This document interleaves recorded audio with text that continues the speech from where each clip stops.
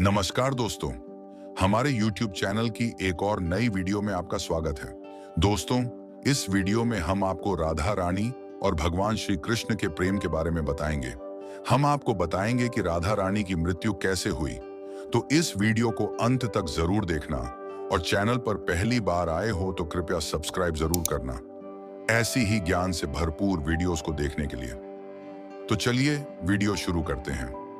वृंदावन की वह भूमि जहां कभी श्री कृष्ण और राधा रानी ने अपने प्रेम के अनुपम क्षण बिताए थे, समय के साथ शांत होती चली गई।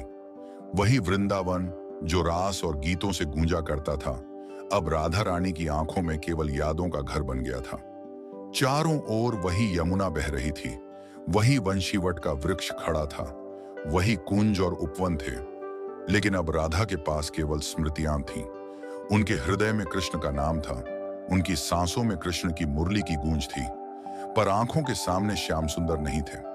राधा जी दिन रात कृष्ण को याद करती, उनकी आंखें यमुना पार देखती रहती, मानो कभी तो कृष्ण आएंगे, कभी तो रास फिर से होगा। लेकिन अब समय बदल चुका था। कृष्ण मथुरा से द्वारका जा चुके थे, वहां वे राजा बन गए थे, राजपाट संभाल रहे थे, युद्धों में व्यस्त रहते थे। राधा जानती थीं कि कृष्ण भले ही राजपाट में हों, पर उनके हृदय में वृंदावन ही बसता है। लेकिन फिर भी विरह की अग्नि उन्हें हर क्षण जलाती रहती। समय धीरे धीरे बीतता गया, राधा रानी का शरीर कमजोर होता गया। उनके चेहरे पर दिव्य आभा अब भी थी, लेकिन वह आभा विरह के आंसुओं में भीगी रहती। वृंदावन की गोपियां उन्हें देखकर रो पड़ती। वे सब कहती थीं, राधे, तुम्हारा जीवन तो कृष्ण के प्रेम में ही अर्पित है, तुम्हारे बिना वृंदावन सूना हो जाएगा। राधा केवल मुस्कुरा देती और कहती, मैं कहां जा रही हूं, मैं तो उसी में विलीन हो जाऊंगी जिसमें मेरा जन्म हुआ है, जिसमें मेरी आत्मा बसी है।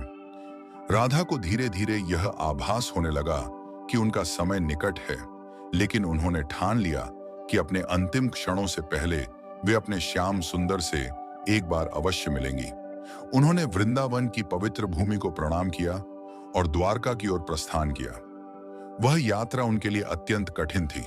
शरीर कमजोर था, पांव थक चुके थे, पर प्रेम की शक्ति इतनी प्रबल थी कि वह उन्हें आगे बढ़ाती रही। हर कदम के साथ उनकी आंखों में केवल कृष्ण की छवि थी। कई दिन की यात्रा के बाद जब राधा द्वारका पहुंची तो कृष्ण ने उन्हें देखा। कृष्ण तुरंत समझ गए कि उनकी प्रिय राधा अपने अंतिम क्षणों में है। उनका हृदय भावुक हो उठा। वे दौड़कर राधा के पास आए और उन्हें अपने महल में स्थान दिया। द्वारका की रानियां भी उस समय राधा के प्रति सम्मान से भर उठीं, क्योंकि वे जानती थीं कि राधा का स्थान उनके हृदय में कोई और नहीं ले सकता। कृष्ण स्वयं राधा की सेवा करने लगे। वह कृष्ण जिनके लिए राधा कभी अपने नयन सजाती थी, वही कृष्ण अब राधा की थकान दूर करने लगे। कभी वे उन्हें जल पिलाते, कभी उनके चरण दबाते। द्वारका का महल उस समय मौन था। केवल कृष्ण और राधा के बीच का अदृश्य संवाद वहां गूंज रहा था। एक दिन कृष्ण ने धीरे से राधा से पूछा, प्रिय राधे, तुम्हारी कोई अंतिम इच्छा हो तो बताओ, मैं उसे अवश्य पूरा करूंगा। राधा ने मुस्कुराकर कहा, मुझे कुछ नहीं चाहिए, न राजसी यज्ञ, न भव्य विदाई। मेरी केवल एक ही इच्छा है कि मेरे अंतिम समय में तुम मेरे पास रहो और मौन रहो। तुम अपनी मुरली मत बजाना, बस मौन होकर मेरे पास बैठना। कृष्ण यह सुनकर चकित रह गए। उन्होंने पहले कभी इतना गहन अनुरोध नहीं सुना था, लेकिन उन्होंने सिर हिला दिया और मौन हो गए। अब राधा ने अपनी आंखें बंद कर लीं। उनके होठों पर हल्की मुस्कान थी। उनके पास बैठे कृष्ण का मौन ही उन्हें संतोष दे रहा था।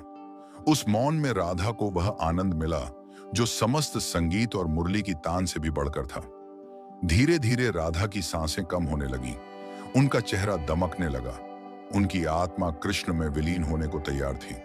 कृष्ण ने उनका हाथ थाम रखा था और उसी मौन में श्री कृष्ण की गोद में सिर रखकर राधा रानी ने अपनी आंखें हमेशा के लिए बंद कर लीं।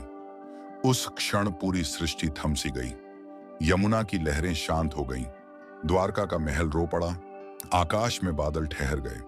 स्वयं श्री कृष्ण की आंखों से आंसू बहने लगे। उन्होंने अपने जीवन में कई युद्ध देखे थे, कई पीड़ाएं सही थीं, लेकिन वह पीड़ा सबसे गहरी थी जब उनकी आत्मा का दूसरा आधा हिस्सा उनसे दूर हो गया। कृष्ण ने धीरे से कहा, राधे, तुम कहीं नहीं गई हो। तुम तो सदा मेरे भीतर थी और सदा रहोगी। अगर शोक में डूबा था, परंतु भक्त मानते हैं कि राधा का कोई अंत नहीं हुआ। वे साधारण मनुष्य की तरह मरी नहीं, बल्कि अपने श्याम सुंदर में विलीन हो गईं। और है, वे सदा जीवित हैं, सदा हर भक्त की प्रार्थना में विद्यमान हैं।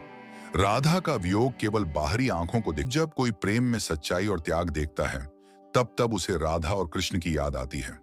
राधा की मृत्यु नहीं हुई, बल्कि वे अमर हो गईं। तो दोस्तों, वीडियो में अंत तक हमारे साथ बने रहने के लिए आपका बहुत बहुत धन्यवाद।